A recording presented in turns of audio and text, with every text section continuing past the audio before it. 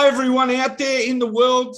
Now, we've got one of the biggest artists from the 60s, Peter Noone, lead singer of HERMITS. And I've got to tell you, as far as British songs go and recordings, and you talk about unique songs, and you talk about #1 hits, and you talk about a survivor that's come out of the 60s, and here you are, Peter, in 2023. How are you?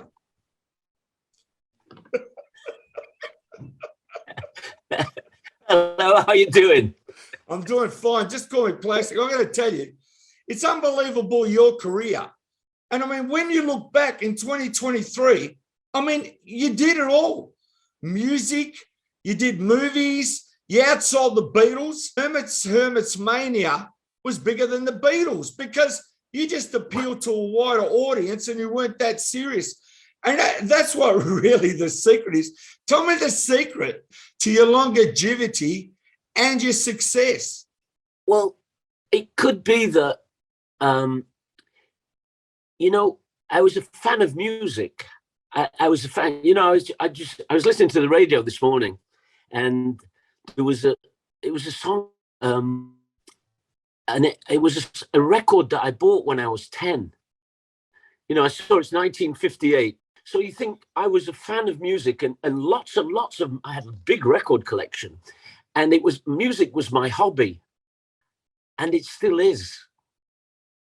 You know, I still listen to music and, oh, I like that one. Oh, I don't like that one. I'll give it 5, all that stuff, you know.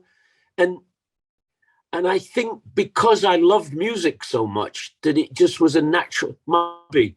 You know, I was lucky I could have have a stamp album and been really good at it. But I'm not a great deliverer of music. I have my own of delivery. And the people that I listened and liked when I was a kid were probably country singers. In America, they were in the country charts. You know, it would be Roy Orbison and Buddy Holly and people that were more, you know, more country than rock and roll. You know, there was a choice. You know, do I get the new Big Bill Broonzy record or do I get the Bobby V record? And that wasn't a choice to me. I would always go and Take Good My Baby by Bobby V was a record, and I would take them home. And in my room, we had a 2 up, 2 down house, you know, and I had like a little box which was made into a third room, and we all shared a bathroom. And from my sister's bedroom next door, she had the big posh bedroom, right, all pink. And I had a little room with bunk beds in it in case any friends ever came to stay. And in her room, you would hear, you know, the Bridels and the Diamonds and you know, like what became the Four Seasons, all those doo-wop songs. We didn't have doo-wop in England because it was always raining. And my parents were playing, it was a kind of big band music. And sometimes, like, if anybody in my family died or had a baptism or a christening or a wedding, everybody would get together in a room at my grandmother's house called the parlor. And she lived not far. We all lived within a little, you know, it wasn't a big country, England. It's a little country, you know, and very parochial. And we would all gather at my grandmother's house, and she was the choir mistress at the. In those days, you were allowed to say choir mistress, but she was the choir mistress. That was her name, and she kind of directed everybody. And my grandfather was the organ player he had a massive knowledge of hymns and stuff like that, and he could play with his feet the organ and everything. And my dad had a trombone, and Barry Gibb's dad was in the band, in my dad's band in Manchester, Urmston. And my uncle Lawrence had a trumpet. But my Auntie Mary, when she got there, she could play Fats Waller. You know, my very good friend, the milkman. And we thought that was rock and roll. You know, rock and roll hadn't been. So, and we would all get in there because we didn't have a television. Television hadn't been invented, you know, in that part of the world. I think we got one 1953 for the Queen's coronation, like as big as a mini car, like a Mini Cooper was parked in the room. And people from all over Urmston came to my grandmother's looking through the window to see the coronation. There was always music. There was a radio in the kitchen that played music all day. And in those days, the BBC was a radio station, one radio station, the BBC, and you'd hear the Joel Loss Orchestra and the Billy Cotton Band Show, and you'd hear some classical music and 30-minute everyday pop music, and they would play great records. I didn't know at the time because I didn't know what else was going on. But, you would American country records played, and you wouldn't know that they were country because it was all music. All that I just said was all called pop music, and there was no separating the taste. There was nothing else. And sometimes I'd want my dad to turn the radio down in he would say, "A chance." That was his saying. You had to listen to every record until the end, just in case they came up with something good. Hey, I'm into something good. I mean, how's that? I've got to say, the influence that you had, I've got to explain. With Mickey Most, you had pure pop hits. But what I find about the Hermits is you hit success because you were doing these kind of UK hall, back in the past kind of songs, like I'm Henry VIII, sing-along British type of songs. So you hit the formula. That's why you're the only group to center in on, like, we're the real deal with British invasion, because we're going back and giving you songs that are so great, pop hits, as I said, British type of music hall songs. But not only that, we're giving you serious songs. Like, I mean, your songs are so serious too that they come across the whole void. Like No Milk Today, Listen People, there's a kind of hush all over the world. These are signature songs that are only yours, that are so unique that they capture the whole world. And you know how to deliver a message through the song to the world. That is your secret, as far as I can analyze it. The thing that's hard to explain is everything was done for fun. We didn't have any other motivation. The idea when we made a record was that we want this record. It was Mickey Most's idea. He was a bit of a genius because he could choose songs that he played after the 9 o'clock news. The biggest time to sell records was right after the news, because that was the only way you could get the news, remember, because whatever it was, the pound at a new low, bong, unemployment up to 5 million, bong. Hermits woke up this morning feeling fine. How about that for a good idea? Or Sunshine Girl, or My Sentimental Friend Over There. Yeah. I mean, they were all... And when we went into the studio, 99% of the time we spent laughing, and 1% of the time we making recording. If you listen to those records, you can tell we're all having fun. Sometimes we would record things like in a moment, and those moments me managed to capture on tape. He sometimes wouldn't let us record again. He said, no. And I said, well, I think I can do a better job. But he goes, I don't care. That's the take. And it happened with the Animals. The Animals didn't like the bass player mistake in House of the Rising Sun, and they wanted to record it again. And he says, I don't believe you can ever do it better than that. A mistake is fine. I don't believe there's something happening on the record. So, excuse me, I comb my hair today, but I'm still lucky to have some. That was it, So the recording of I'm Henry VIII, it took as long to record as the record is. 1 minute and 57. It was done in one take. Mickey said, we've got this, let's do I'm Henry VIII. I said, I don't really know it. And he goes, and then he said, and Leckenby came up with that guitar lick, which was a Chuck Berry. It's a complete steal from a Chuck Berry idea. Chuck. And Barry Whitwam, the drummer, came up with that. And we sang it for a laugh, really. We were all laughing when we made it, and you can hear it with the scream before the guitar solo. We thought it was like a Little Richard scream, it was supposed to be like, ow, but it comes out like, ow, like that. But we didn't re-record it. We said, that's it. It's a laugh, and loads of them, you can hear people laughing and talking on them. When you get back to the original takes and you listen to the playback, you go, oh my God, listen, that's completely out of tune, but it sounds fun.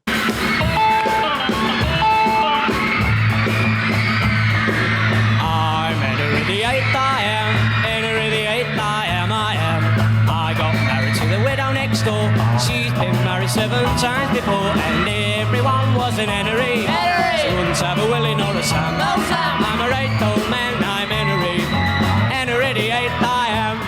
What was it like the first time you met Paul McCartney and John Lennon? Was it more like they're older than you and they're trying to tell you about the business, or they just respected that you're already in the charts and doing the business? What was that meeting like?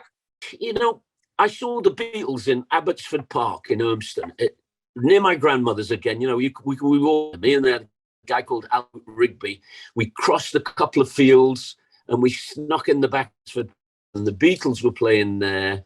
We didn't know it was the Beatles. We just heard a band playing, that kind of thing in the neighborhood. We could hear a band playing. So we were in a band. So we walked to find out who this band was. And it was the Beatles, and they were just tuning up. But when they came on stage, the future was, we've seen, there's a load of bands around here. And they're all, some are average, some are below average, some are better, some are better. The thing that I saw all of the Beatles was you could tell that they loved each other. And they were having fun playing those songs. They didn't write many songs. They only had a couple of songs in the show that they did Twist and Shout, and they were loving it. And you could see that they were loving singing these great American songs and looking at each other and were inspired by and laughing when they made something that didn't sound quite right. And then looking lovingly when somebody did a good lick that was more like the original record. And you could feel that sort of thing. And the great thing about the Hermits was that they were all good guys. They were really good guys. We didn't have any of those. We didn't have a drug addict. We didn't have a child molester. We didn't have anybody who was a bad guy. Lex Leckenby's dad was a police constable on a bike, riding around, keeping us out of trouble. And he was the kind of constable who wouldn't arrest you, he would beat you up. So we kind of knew that we were safe. Because, we'd all been beaten up once and we didn't want another go. And, Keith Hopwood's dad was a telephone engineer and Carl Green's dad was an engraver in a business, like a Luddite engraver.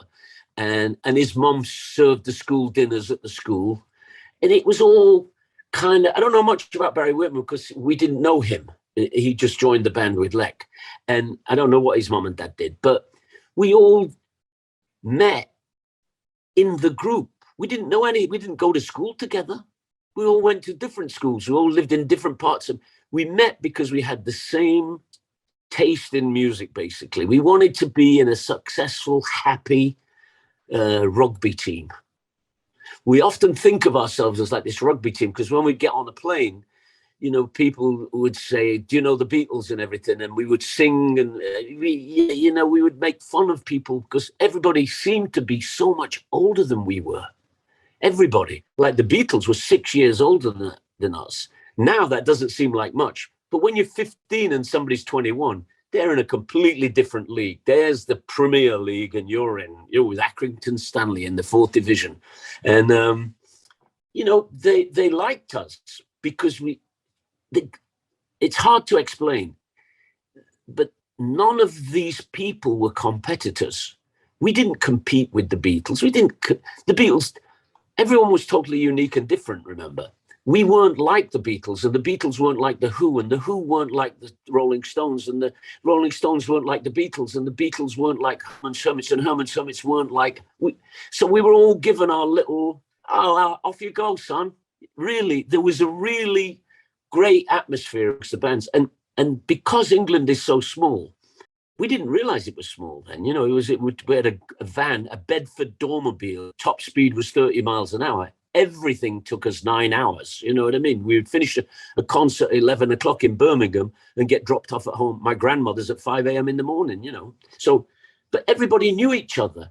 When I talk to people from then, people that I still know, people that are still alive, basically, they remember stopping at the Blue Boar on the A5 and Herman's Hermits.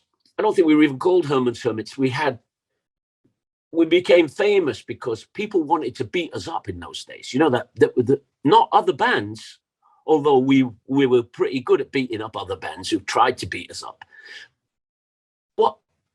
My mother had a coffee table with like screw-in legs about that long, and we'd made a plan. We were not hard boys. but we needed to protect ourselves because truck drivers would say, "Are you a boy or a girl?" And for some reason, that was like, "Oh, what are you?" If they could say you're one of the Beatles, fine, but are you a boy or a girl, man? Like they wanted us to join in outside in the parking. So we unscrewed these four. We only had four because we only had four. So the weedy guy in the band didn't get one. And I saw Jack Bruce, and Jack Bruce was in a band called Cream, but he was in a load of bands. He was in all the bands that would be going up and down one when we were. You'd see hundreds of bands. And our enemy was the truck driver, because for some reason they didn't like pop music. Maybe they liked Big Bill Brunsey. So we had them, and we used to put them up our sleeves. And Jack Bruce said, so we go in this place, and the guy, Jack Bruce, was in another band, and they're sitting at a table looking at us, and some truck driver's there. He says, and he sees me getting this thing out and saying, he says, what are you doing? What are you doing? I said, you have to hit them first, because if you don't hit them first, they'll get it off you and hit you with it. We were 15-year-old boys, like fighting with men who didn't like the fact that we were popular with girls, probably. You know what I mean? There was a great scene, and the Beatles were part of that scene a minute before. The minute that they made it, I think it was Love Me Do, the whole scene, because they were now out of the picture. They were now with Cliff Richard in that other Netherland, Elvis, Cliff, and the Beatles. They've all gone off. Now they've left this for us. This is all for us now. Second reason was really good guys the Hermits got in the band was because my band, whatever it was called at the time, had more work than any. I was my dad used to say entrepreneur, but I think I was just a hustler, really, because I figured if you played a lot more gigs, first of all, when you got a gig that somebody else didn't get, they envied you because so we did more gigs and we got better gear than other bands because, on my dad's credit, it was called hire purchase. And you could easily sign his name, and he probably knew, but he knew that he would always get the money paid in the bank. When we'd show up, and we always did a good job, and people liked us. They didn't necessarily like the music, but they liked them. This is before we made records. Bob Wooler, who booked the Cavern, and then he liked us, so we would play the nighttime Cavern, still doing odd songs. We would do My Boy Lollipop, which would not have been popular with the truck drivers, but it was the audience knew that was fun. That we didn't do Sherry baby. We did My Boy Lollipop, because it was a good song. And we were doing odd songs, and that's where Mrs. Brown, You Got a Lovely Daughter came in, because we needed odd songs. Remember, nobody's competing with each other. So to have different songs than each other, because if you did Roll Over Beethoven, people would say, it's not as good as the Beatles do it. Found songs that no one else did. And luckily, when I met Mickey Most, I immediately knew that he knew exactly what I was talking about all the time. I went to his house, and him and his wife, I'd seen him at an Everly Brothers concert. He was on an Everly Brothers. It all goes a bit like this. So I went with my sister, who was 2 years older than me, Denise. She took me to, was in love with the Phil Everly, the Everly. And my dad wouldn't let her go anywhere unless I went with her. Can you imagine a 13-year-old girl with a 14-year-old girl with a 12-year-old brother tagging along? And she was a pretty girl. So she made me go with her. And we went on the bus to Manchester. And as we left to go back to the bus stop, out the back door, there's a Shara, a bus parked at the back door. Door come the Everly Brothers and the Rolling Stones. They were on the show as well. And Bo Diddley out the back door. And we're not fans to buy it. We don't want autographs. But we see Phil and Don, they don't get on the bus. The Stones creep onto the bus. And the Everly Brothers stop and talk to who they think they're fans. And remember, it isn't about sex or anything at the time. Their fans are people who love the Everly music. My sister is the only one who's in this crowd who would like to go home with Phil or at least back to the hotel for a few hours. We're talking, and Mickey Most comes out. And during the show, we liked Mickey Most because he did rock and roll songs, and he had no strings on his guitar. And we knew that he had no strings on his guitar, but nobody in the audience did. And he kneeled down on the stage with a guitar solo on a string with no guitars. So we thought, that's fantastic. How cool is that? He's got no guitars, but he's still in the audience, like miming a guitar solo. Brilliant, like real rock and roll, you know what I mean? So, and doing that Chuck Berry duck walk and all that, brilliant. And he comes out and he doesn't get on the bus. He walks with his girlfriend at the time, Chris, and he opens the hood of the car, the bonnet of the car, and puts a guitar in it. And we go, what is that all about? He's put his guitar in the end, because we don't know it's a Porsche. We've never seen a Porsche before. He has a Porsche already. And he opens the door for us, and we thought, the man is already a star. Look at that. He's the opening act on the show, but he's got a Porsche and everyone else is on the bus. Right, so we go, wow, he's cool. So eventually my manager makes a meeting with him. We want him to be our producer. He's made a couple of records with the Nashville Teens and the Animals. And I go to us in Wembley, his mum and dad, his mother-in-law and father-in-law's house. He's not got a house of his own yet. He's still, he's just come back from South Africa, where he's had a career. I go to his house and I say, I saw you at the Everly Brothers show. And he picks up him and his wife sing to me, Devoted to You by the Everly Brothers. And is the most romantic, incredible in my whole life. I mean, I'm only 15. So you've only heard, you've got Bebop-A-Lula is the closest thing you've got to something.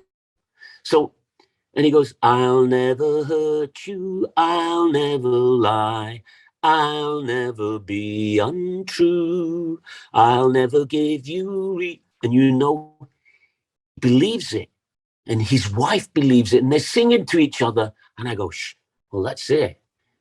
That's the music. That's the music that I want to be in, where you have a song and you believe it. No more My Boy Lollipop for me. I got to get songs that I believe it. And so we eventually get to the studio, and Mickey says during this thing, I don't know if anybody knew this, but there's this book called Stanislavski Method, where you have to believe you become the character in the songs. I'd been in an acting class, which I hated, because I didn't like actors. So I knew about this Stanislavski Method, and I thought, I wonder if I could do that. When I do like a Bobby Rydell song, I'll Never Dance Again, My Soul Was a Swaying. Do you think I could get myself into the ballroom and see the girl and record it? And that's it. Herman's Hermits made recordings of real things. So, they'll last forever. They can put them in a time capsule and they go, so listen, these lads, they were just teenagers and they made a record, and you can tell that they believe it. And Mickey Most would say sometimes, I'd do we'd run through from Mrs. Brownie Got a Lovely Daughter. He didn't want to record Mrs. Brownie Got a Lovely Daughter. He thought it was a lousy idea. But we'd run out of stuff to record. We couldn't do Roll Over Beethoven, and we had to do an LP, and it needed 12 tracks. And he said, okay, we'll do it, and we'll put it on side 2, track 3, and we'll ever get that far into your LP. Always kind of Scorpio kind of sting at every compliment, which I liked. He would say during this time, I don't believe you. When you see Mrs. Brownie Got a Lovely Daughter, you kind of going for I called it the Cliff Richard thing, singing it as beautifully as you possibly could. He'd been negative about that. No, I don't believe you when you sing it sing it as if it's you in the song. Okay, I was really good at being me in songs. I didn't have to rehearse that at all. Mrs. Brown, you've got a lovely daughter. Girls as sharp as her are something rare. But it's sad, she doesn't love me now. She's made it clear enough, it ain't no good to buy. All of those things are magical moments in music for me that got recorded. Loads of people have their best performance in a live concert and nobody recorded it, because you remember it used to be banned before Facebook and stuff like that. You couldn't, oh no, people will steal it. We were just you mean you want a copy of this? Take it. You want people to own your music. Nobody figured that out. All these newcomers don't understand that we got all our music you. But when I was a kid, all the music I got was free. You would go into the Wimpy Bar in Manchester, and everybody had a jukebox on their table, and everybody played the music. And they didn't round after the first 15 songs. Say, okay, you owe us 1 6 because you've been listening to songs that I paid for. No, they were free. And on the radio, it was free. And you had to buy a license. Your mom and dad bought a license, and everybody got their music for free. And they were, in retrospect, it was good. They played good music. We didn't miss anything, We didn't miss any part of the music business because we didn't know who was a country singer, who was a blues singer. Just didn't know. Didn't play much rhythm and blues on the BBC, but that's because it was popular. When you go from music and then you're in the movies, I mean, you're a movie star now at a young age. I mean, you're outselling the Beatles as well, and you're the biggest thing in the world. What was that like? Well, everybody in England were in the shadow of the Beatles, and it was a big shadow, and it was a long, wide, fat shadow, because everything they did was brilliant. Remember, they came out and they were funny. They were all great comedians. They were great songwriters. They were kind of great at everything. And people would ask me, do you want to do this movie? And I would say, have the Beatles done one? And they say, oh, yeah. Okay. And I found out years later that the Beatles would ask that same question. They'd say, Brian would say, you want to do a movie? And they would say, has Elvis done one? Their shadow was Elvis Presley. There was nobody bigger in the world than Elvis Presley at the time, remember? In England, we had Cliff Richards, who was a close second. And, every English person's life includes Cliff Richards, Summer Holiday, The Young Ones. We all know all his songs. So, but the shadow from HERMITS was the Beatles. And we were sort of following in their footsteps to the point that we would arrive at Dallas Airport. And the plane would land, and there were so many girls in the terminal that they would take us to a side terminal and unload us with police on motorbikes and black cars, as if we were presidential. And the people on the plane, like all 50-plus businessmen, hated us. You think you're the Beatles or something? So we didn't plan this. We didn't plan any of this, but that male envy thing was massive at the time. And I'm a quiet little kid. People think that I grew into me. It took me a long time. I think I became myself in 1986 or 1987. Do you know what I mean? So I'd been around for 40 years before I knew who I was, really. I was always running around. I never stopped working. I tried to tell you before that when people joined my band, they didn't join the band for any other reason than we had more work than everybody else. Keith Hopwood says, I was in a band called the Balmains. We were doing really well, but you had so much more work than us. I decided to join you.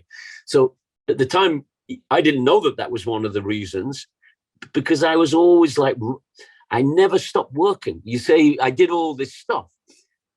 And that's part of my story, that I was always see that I didn't have time to really think about it. So, people try to do like a movie about a documentary, really, about the beginning and and so that we get all this, the band's 8mm, no sound things. Everybody had a video camera and we were shooting all this stuff. And the man who's putting this together says, well, you're not in any of the scenes. There's all these great scenes at the motel jumping into swimming pool and I didn't say it. One of the Hermits said, well, he was never there for that. He was always off doing the promotion. Okay, that's what was happening. You guys were all at the swimming pool getting a suntan, jumping around in the thing, and I was being picked up at 6 a.m. by the production department and going in a station wagon to every radio station and the Merv Griffin show and the Mike Douglas show and every TV show in town, while you were sitting at the hotel wondering, what else can we do today? I was a busy kid. So you don't have time for anything, to tell you the truth. I just was busy, and it was full on from 1962, full on. I mean, I was at school and, I wasn't doing really well at school, but I could manage it. But the band would pick me up near the school gates. I had my clothes for school in the garage. and I would switch clothes. You can't show up at gig in a school uniform and the cap, the cap, and the satchel. Exactly. And early gigs, early on when we first started, me and Carl Green would go to gigs on our bikes, and he had his mum's bike with a basket on the front, and he would put his guitar in it. And the only thing we thought of was we don't want any girls to see us. I know in 1966, you came here to Melbourne for the Hilton show, right? That was at the Melbourne Hilton place. What an experience that is. It's one of the greatest 24-minute videos on YouTube. I want everyone to go and see it. What was it like coming to Melbourne at that particular time, early 1966? It was fantastic. We loved Australia because everybody knew the music and they'd been exposed to all the same music as we had.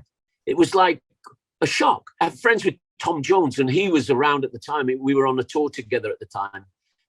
He can remember the dates and places that we played, and the fight we got in at St Kilda with some guys who threatened Tom Jones, and just the whole thing was a blast. You couldn't have a better experience to be this kid, 17 years old, I think I was, maybe 18, arriving in Australia and having all those beautiful girls and men with like zinc on their nose to fight with.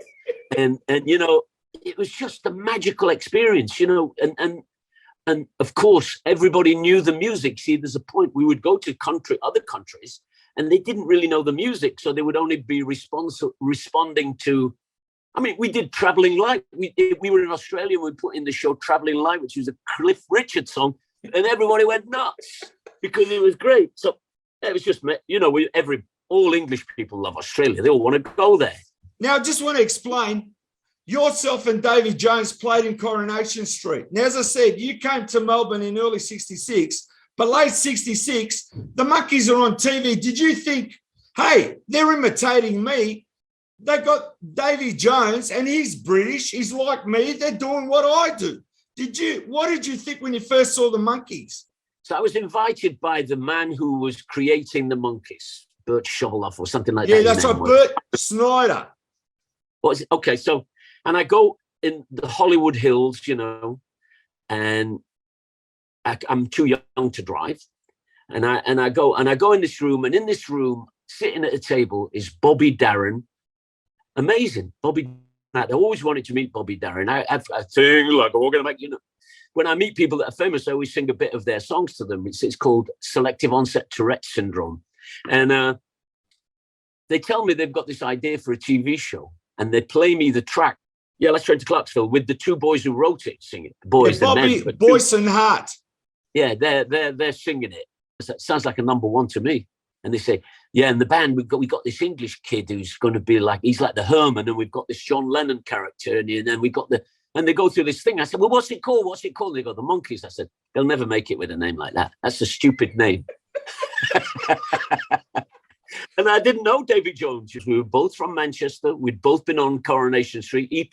Ina Sharple's grandson, and I played Len Fairclough, who was the star of the show. I played his son. And, the Monkeys was just this thing. This is a strange thing. The Monkeys came along. We heard their records on the radio every 50 minutes. And they came to England. They made it. We'd never seen the TV show. None of the Hermits ever saw the TV show because we were always on the road. It was on at a time when we just didn't see it.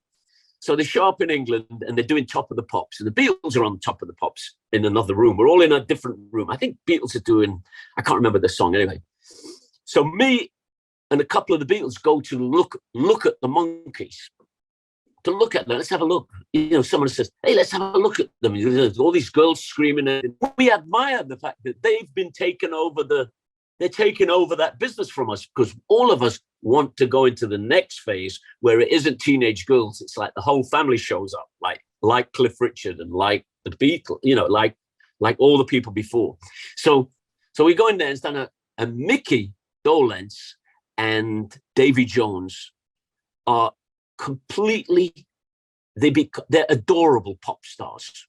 They take time away from whatever they're doing and they come in. They're so pleased to meet the Beatles. And I get this, hello, I get one of those, from Davy. Oh, yeah. And then they take a picture and they cut me out of the picture. Thank you so much, Peter Noone, for being on the show, man. The world loves you. Hey, let's do it again. I enjoyed myself. We'd like to do this one called Listen, People.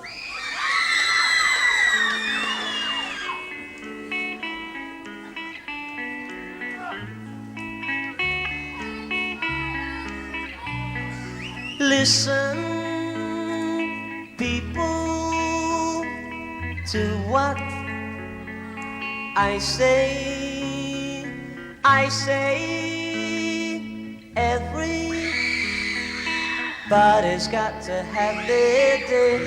And don't you know, everybody's got to love somebody sometime. Everybody's got to win a hole. Everybody's got to lose somebody sometime. So take care that you don't lose your heart. I once found love just like you. But then he came, he might come to you. And don't you know that everybody's got to lose somebody sometimes, but everybody can hold. Everybody's got to lose somebody sometimes, so take care that you don't lose your heart. Take my advice, always whine, that you'll be happy all of the time. Take my advice and you will see that you'll be happy as you can be.